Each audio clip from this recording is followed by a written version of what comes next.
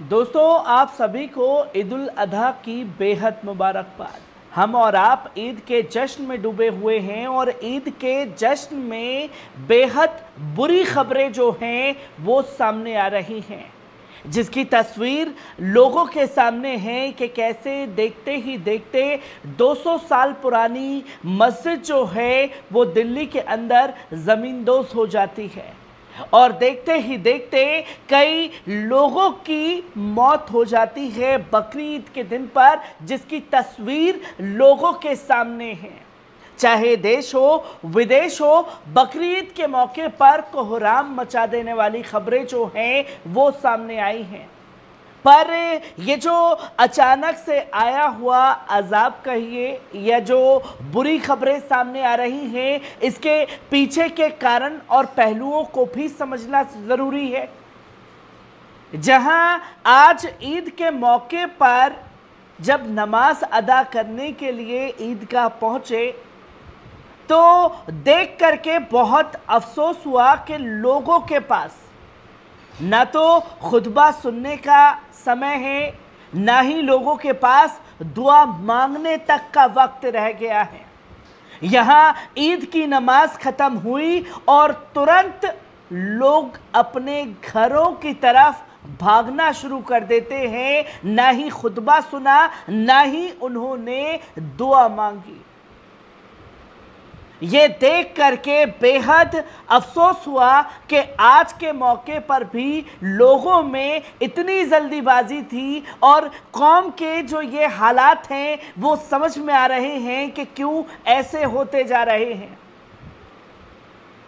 जिन चीज़ों को समझना बहुत ज़रूरी है और हम और आप बकरीद के जश्न में डूबे हुए हैं।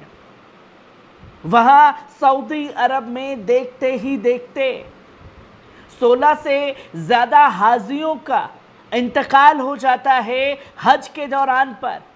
दिल्ली में 200 साल पुरानी मस्जिद जो है देखते ही देखते भरभरा करके ज़मींदोज़ हो जाती है, जिसका वीडियो भी सामने आया है। पहले इस पर नज़र डालिए।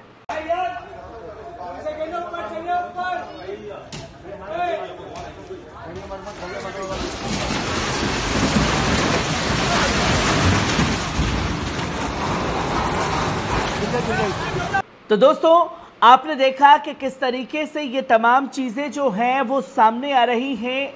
और ये आपको बता दें कि पुरानी दिल्ली के चूड़ीवालान इलाके में अचानक सड़क धंस जाने के कारण वहाँ मौजूद संगमरमर वाली मस्जिद भरभरा करके गिर गई। ज़मीन धंसने के कारणों का पता नहीं लग पाया है। आसपास कोई खुदाई नहीं थी। स्थानीय पार्षद राफिया माहिर ने बताया कि उनका घर मस्जिद के पास ही है। करीब 25 साल पहले मस्जिद की मरम्मत हुई थी, पुनर्निर्माण हुआ था। उन्होंने दावा किया कि मस्जिद करीब 200 साल पुरानी है। सुबह 11:30 बजे ज़मीन धंसते हुए देखी गई तो पुलिस से लेकर नगर निगम और फायर को इसकी जानकारी दे दी गई थी, जिसकी तमाम तस्वीरें जो हैं वो लोगों के सामने आई।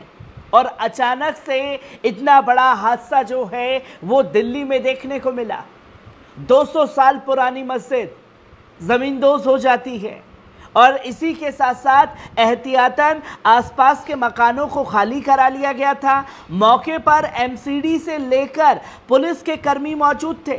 इलाके की बिजली कटवा दी गई थी। अब एक इलाके की बिजली आपूर्ति बहाल हो गई है, दूसरी भी बहाल होने वाली है। पार्षद ने बताया कि मस्जिद के पिलर भी काफ़ी कमज़ोर हो गए थे, जिसकी जानकारी जो है वो ख़ास तौर पर दी गई। और कितना बड़ा हादसा जो है वो देखने को मिला दिल्ली में। और मस्जिद भरभरा करके गिर जाती है, अचानक ज़मीन धंस जाती है। कैसे होती है ये सारी चीज़ें? और ये जो तस्वीर लगातार सामने आ रही है, कौम के जो ये हालात हैं, और ये चीज़ों को देख करके भी लोगों की आंखें नहीं खुलती।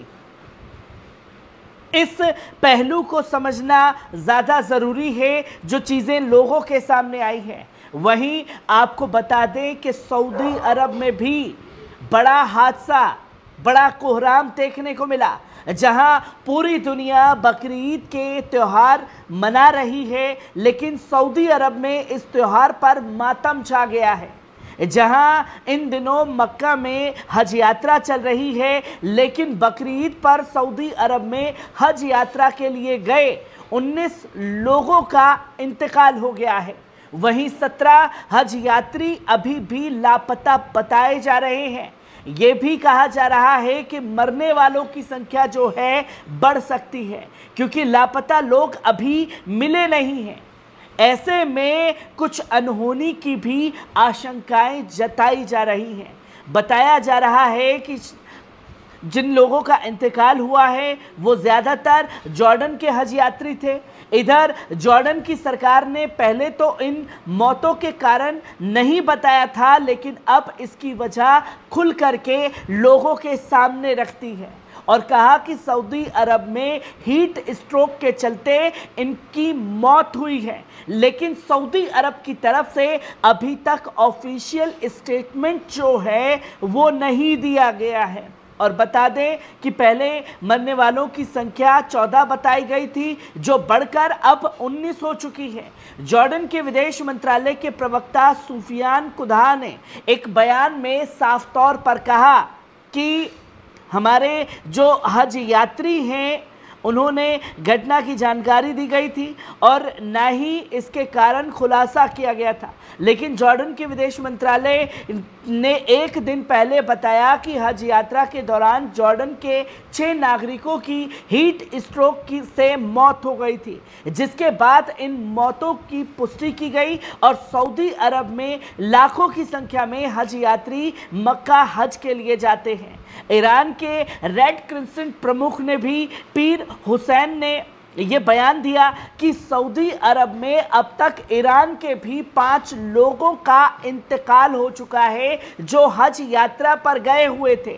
हालांकि उनकी मौत कैसे हुई इसके बारे में उन्होंने कोई कारण जो है वो लोगों के सामने नहीं रखा है।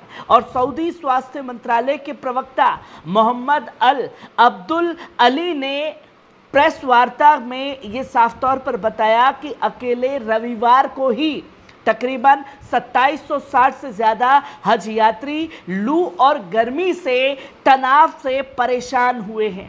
हैरानी की बात यह है कि सऊदी अरब ने भी इन मौतों के बारे में कोई जानकारी नहीं दी गई है। जहां हज पर यात्रियों का इंतकाल हो रहा है, मस्जिद भरभरा करके गिर जा रही है। इनके मेन पहलू और इसके मेन कारण क्या है, जो कि आज खास तौर पर देखा तो लगा कि वाकई लोगों के पास अब ना तो दुआ के लिए वक्त है, ना ही खुतबा सुनने के लिए वक्त है। जो चीज़ें आज लोगों को खास तौर पर ये झेलनी पड़ रही हैं।